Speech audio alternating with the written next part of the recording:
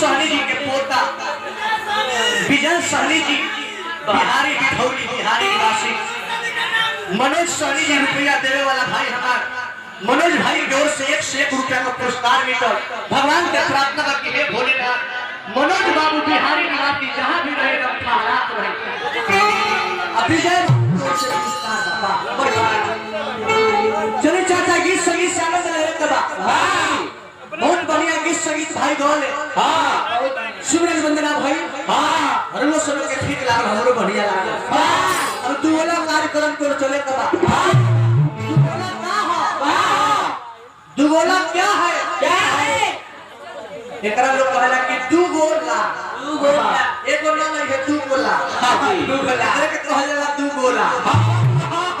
दुगोला में मारी तो कुछ होना ना तो बहुत कुछ होला ना तो पीने भर का कहि लोग कि मार धर करे पैसो जियान गेलो दुनु रहु बाटी के लोला एकरे नाम है दुगोला। दुगोला में गीत के जवाब गीत से होला प्रसंग के जवाब प्रसंग से होला लयदारी के जवाब लयदारी से होला मां Jagdamba DJ Maghi and company भाई हमारे संतोष जी की ओर से 1 रुपया का पुरस्कार मिला। भगवान से प्रार्थना करें कि हे भोलेनाथ हे बाबा विश्वकर्मा हमारा संतोष भाई के मती पर विराजमान रहा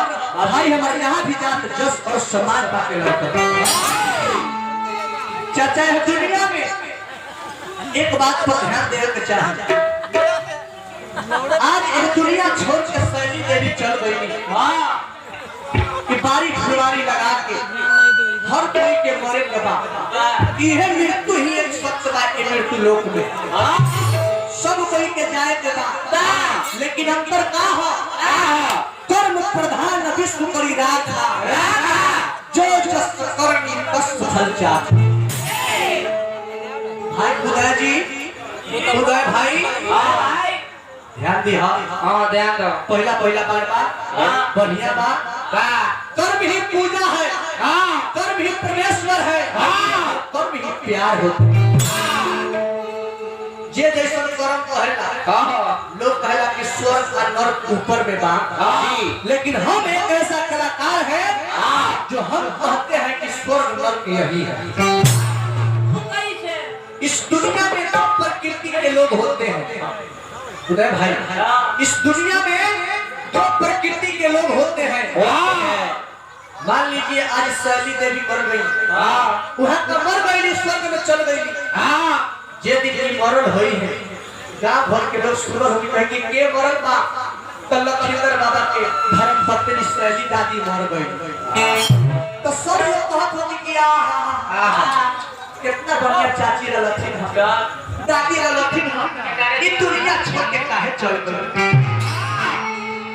उनका खातिर लोग अफसोस करी एगो आदमी मरेला तो लोग पूछे कि के मरल बा के उहे हमें फलाना का बेटा तो लोगों को कि जा हम रे गांव घर के काट कट रहे मर गए तो ठीक है धरती के बोझ है उठा स्वर्ग नरक की है नीला कर्म प्रधान विश्व करी राधा जो जस करनी तस फल चाहे। ये दुनिया में कोई जरूरी नहीं कि 1 लाख के जग कोई कोई जरूरी नहीं कि 2 लाख के पूजा कोई कोई जरूरी नहीं कि सावन में बोल बन गई ये दुनिया में कुछ करी है चाहे ना करी हो लेकिन हम जब कहत तारे 2-4 गो काम जरूर करी है काका करे तो बा दुनिया में ओरिजिनल भगत का हो कि हिंदू समाज सनातन धर्म में कहीं लिखल बा 56 करोड़ देवता कहीं 33 करोड़ देवता मानस कृष्ण रामायण बताओ ताकि ना 56 करोड़ ना 33 करोड़ ये हिंदू धर्म सनातन धर्म में मात्र 33 को देवता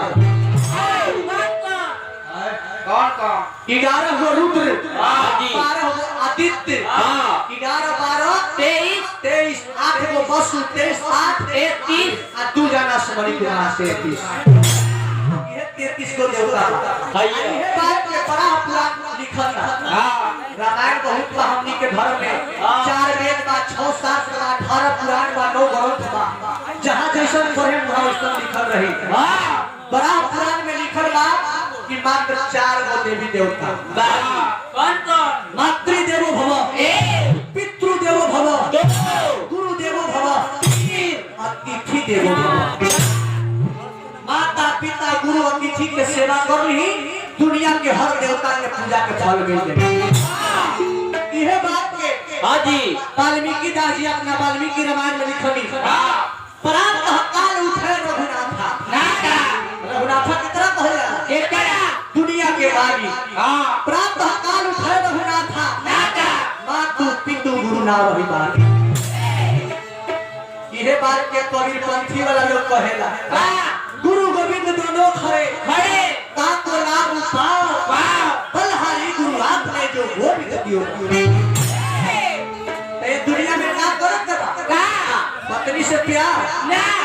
ना ना ना ना का करत बजान तनी का हो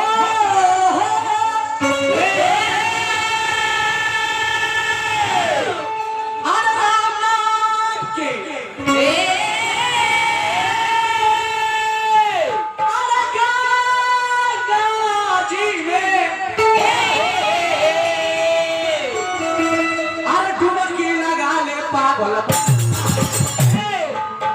यात्रा के साफ करी ए बबुआ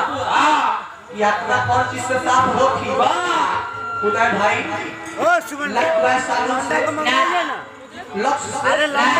प्यास साधु से डब से मंगवाए नहीं इधर चलेगा क्लिनिक प्लस से आज तक कोई ऐसा साबुन सर्फ से नहीं बना जो इस आत्मा को जरूर ना बा एक साबुन हम कर जाता नहीं राम नाम के गंगा जी और डुबकी लगा ले पागल ये वो आधार बा पागल बनवा रे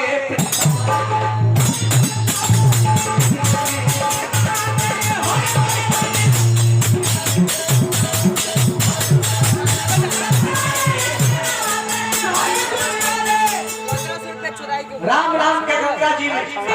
डुबकी लगा ले पागल मनवा रे प्रेमवा के हरि गुण गाए। आय हमरा बाबू जोगी जी को से 1 रुपए का पुरस्कार भगवान से प्रार्थना भाई 51 लाख से देता हूं। ये चाचा ये दुनिया में ओरिजिनल भजन का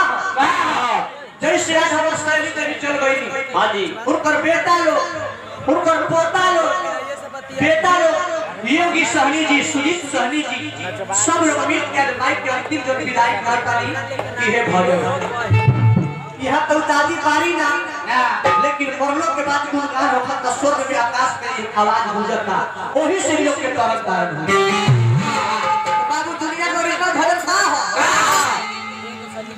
वो वाला भजन की गोरी तोरे चुनरी बा लाल लाल रे अरे चले लू कमाई चाल रे सब भजन कल्पना थी इतना दे कि चुनरी लाल के फेरा में कितना लाल पानी बह के लोग ओरिजिनल भजन कहा जाता नहीं अगर बात हमारी नजर के सामने बा तो जिंदा में नीमक रोटी जरूरत है तो समय से भोजन करावे के चाहिए कभी लिखल बाबू जे तना खियालो पियालो जिंदा बाप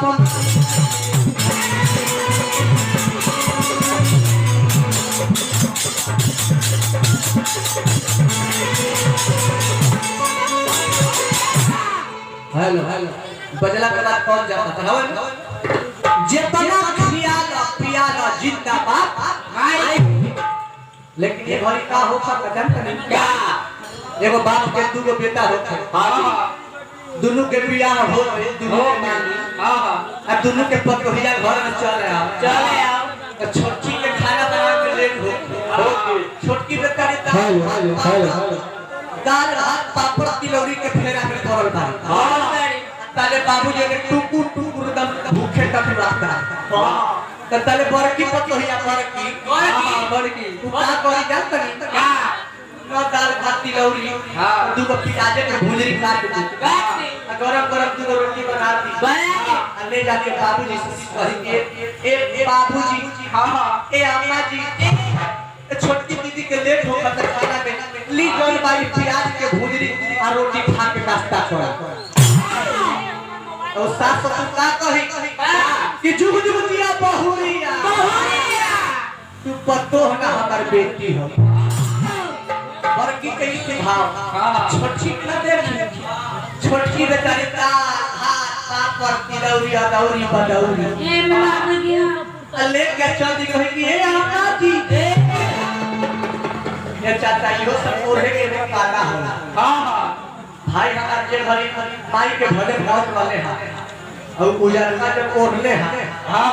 छोट वाले को जब संभाल दो कभी अगला बारी समझ करिए कहीं जे तो शिकायत हो अपने चाचा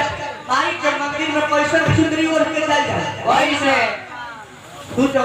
ओढ़ के जाओ तो भाई मुसलमान में मेहरारू बेचारी पी ले खाता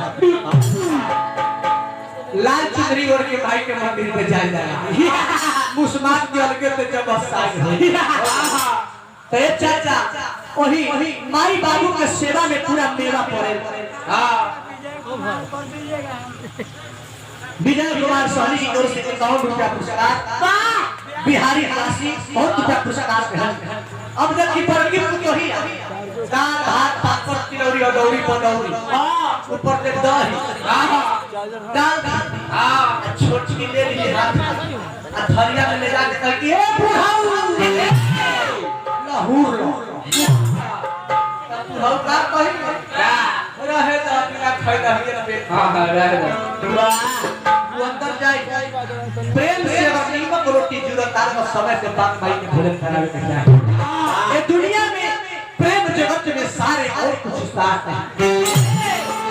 लेकिन बबुआ हो ये घड़ी का हो खाता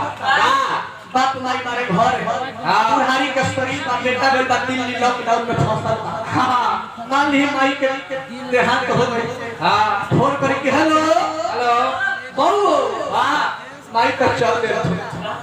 अब बेचारा ना हो तो लॉकडाउन में फ्लाइट तो धके चल फ्लाइट करके घरे आई तो का करी सरसई चौक पर रुक जाई अब 500 रुपए किलो वाला मिठाई खरीदी हां 1 किलो मिठाई लेके आ घरे चले पाई बेचारी सेठिया में सुतल वाली जाए के तैयारी हां और मिठाई लेके आ मुंह पर रख हां 1 लोटा पानी पटा हां अब रंग सब मिठाई अंदर जाए ना ना मरल वाली सेठिया पर सुतल वाली मिठाई जाए ना रे जे घरी फेंका खाए घरी फेंका आ जे घरी फेंका खाए घरी फेंक जिंदा में बाप माई के भोजन करब कहीं कैसे जितना खियावो पियावो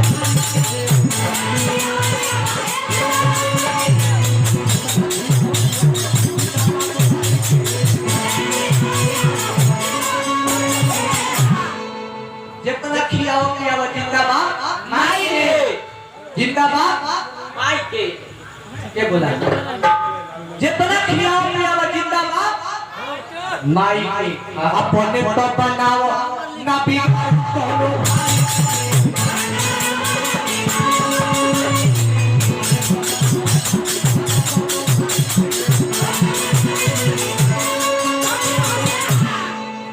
बने तो बनाओ ना बिगाड़ कोनो भाई के ना बिगाड़ कोनो भाई अगर बने वाला बात तो कोई के बनाती ना तो बिगाड़े के बात सोच लेकिन कलयुग में का हो खाता छोटा भाई के बेटी के बियाह बा बराती आवे वाला मतलब बड़का निकल के हैंडल खोले में भीड़ ओ काहे बाप रे 100 बरतिया आया चापा कल चलाई तो वापस न खिया ऐसा जमाना में हो खाता ऐसा ना होके के चाहे बने तो बना दो ना बिगाड़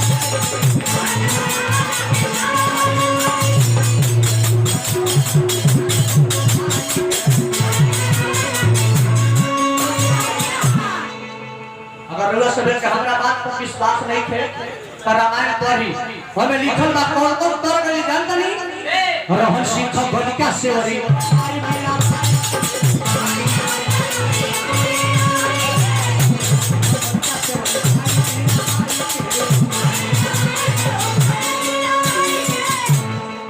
रहन सिंह बलिका सेवरी गलिका के रहे रे गलिका अपना दुआरी पर सुका पोसल हां सुका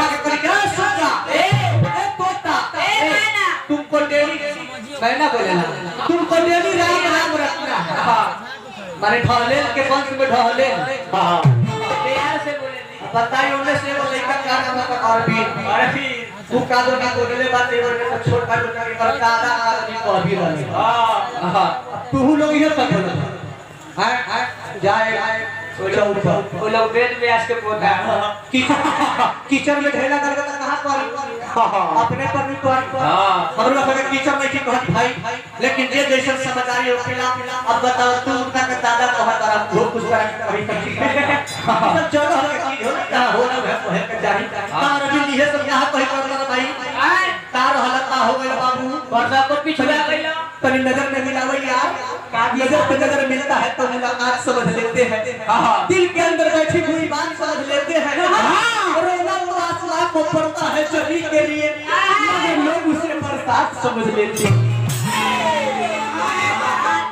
सुभान अल्लाह कौन है ये अल्लाह का नूर ए चाचा गनिका दुकान अलगे तोता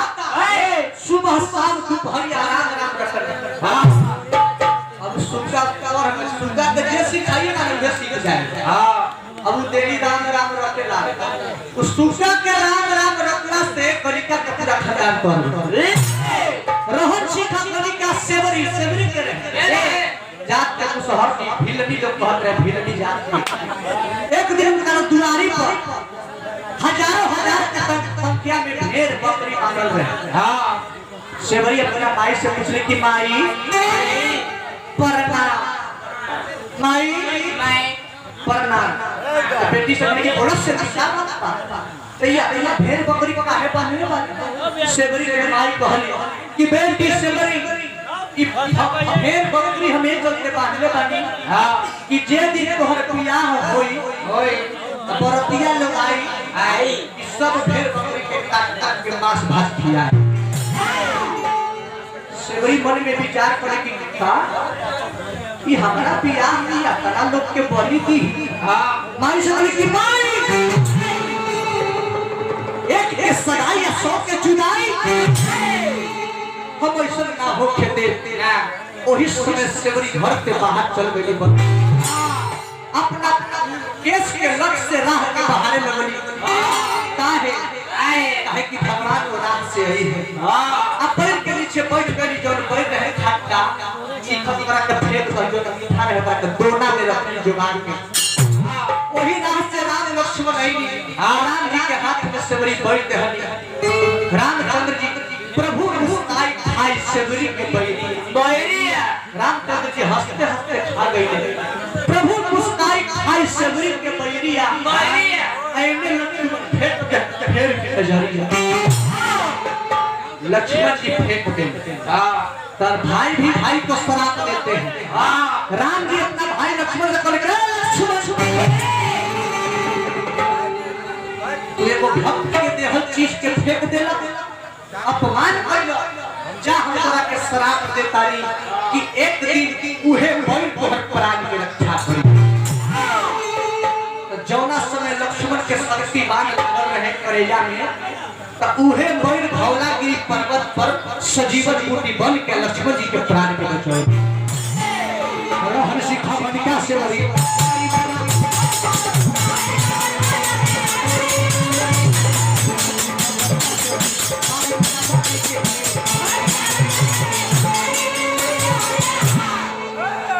कोई जरूरी नहीं है कि दिन भर सहे पूजा करे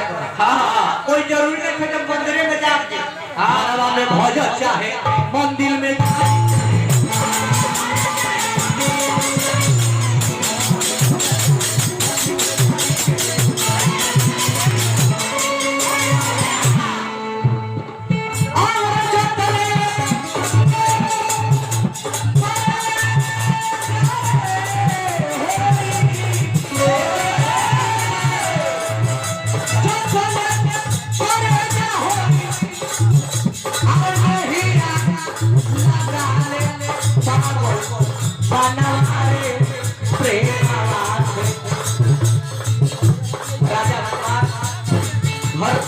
सैनी देवी के नाती